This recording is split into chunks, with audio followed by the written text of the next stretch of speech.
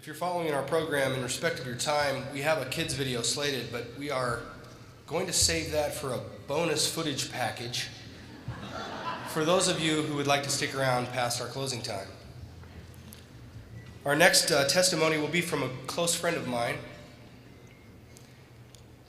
He's a man of deep faith. He's a great man. He's a man of strength with a wonderful wife. And he's going to share a story about his wounds as a young boy and how they infected his entire life. And after spending time at GSM, what that meant to him. I give you Matt Thiessen.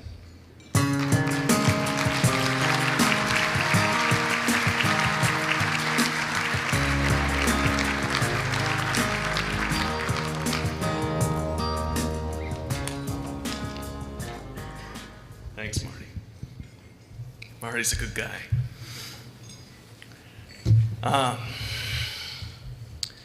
About a month ago, I was talking to my dad on the phone, and we were having this conversation where he and I were talking about me becoming a father.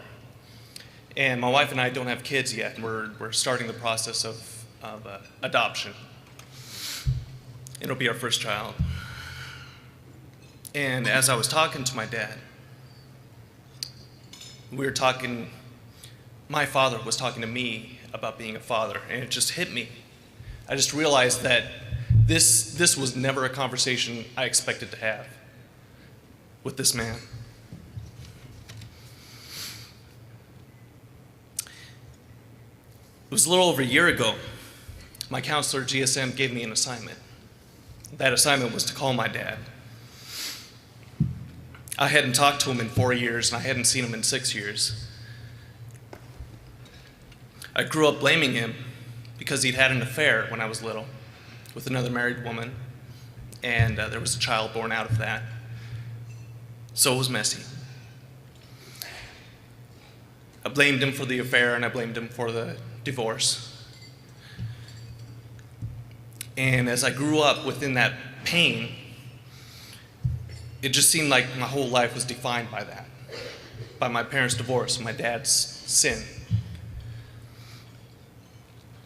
And I was a sensitive kid. I didn't seem to get that thick skin gene that all the other boys seemed to have. I couldn't deflect the pain. I didn't act out. I just took it all on. I just had no filter for it. And so I ended up just being hurt a lot. My father, being my father, had the power to hurt me the most, and he did. Even through high school and beyond, I couldn't talk to my dad without feeling like I was 7 years old. Every time he hurt me or let me down in some way, it just, even as I grew older, even into my 30s, I just felt the full weight of that every time. And even so, I couldn't make myself be angry at him. And I don't know why that is. I just loved him so much. I just wanted him to be a real father, have that relationship with me, and I never cut him off from that. Well, not till later. I always had this overwhelming need, just this need. Dad, be a real dad. Stop putting yourself above your kids. Stop putting yourself above everybody else in your life.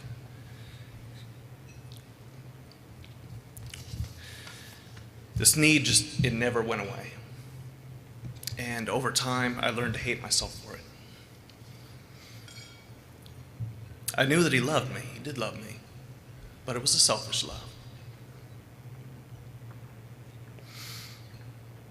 All my life, I've been trying to forgive my father.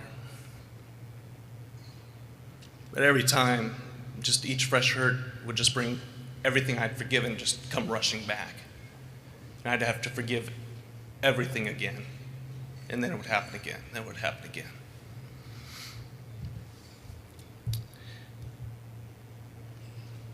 All my life, I've hated myself for being weak. I've hated myself for having this need. A need that my dad just never seemed able or willing to fill. I hated that I couldn't move past it. I hated that my identity, who I was at my core, was tied to what he had done and the choices that he made. I've been to counselors before, and I've paid for it. But it was only through counseling at GSM that my healing finally began. In 2005, my wife and I moved to Vancouver, and I hadn't talked to my dad in 2 years. And I knew that once we moved, he couldn't contact me even if he wanted to, even if he tried. Just didn't have our number. If I was ever to talk to my father again, I would have to be the one to make the call. And I couldn't bring myself to do it. 2 more years went by.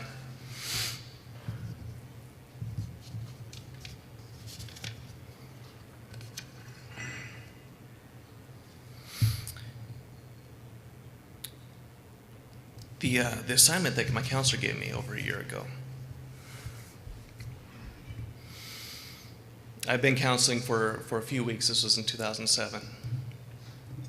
And then the assignment came. She said, you are to call your father before we meet next week. And you are to call me as soon as you've finished. And here's my home phone number. Do you accept this assignment? I always had a choice.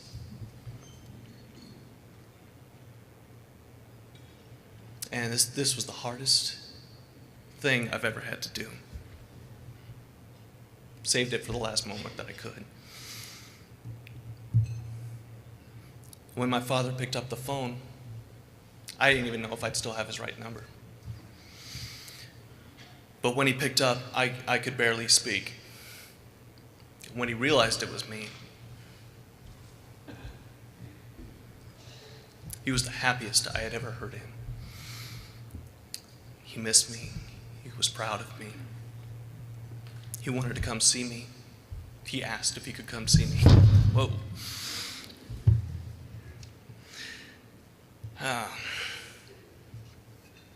He just had a birthday, and it was actually the day that my counselor had given me the assignment. I had forgotten that it was his birthday. And on the phone, he told me this is the best birthday present he could have ever imagined.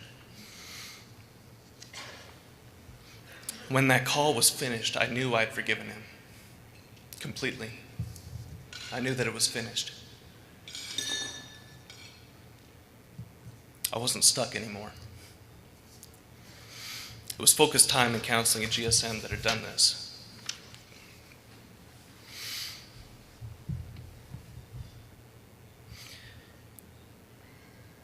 I can't emphasize this enough, that not only did I get my own healing, not only did I get a right relationship with my father and stop being a 7-year-old boy, but a father got his son back. Not only that, but when my wife and I adopt, our child will now grow up under a father who does not have these issues.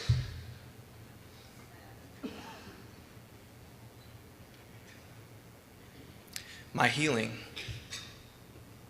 already spans 3 generations. And who knows how many more it will affect. None of this would have happened without GSM. Because this is what they do.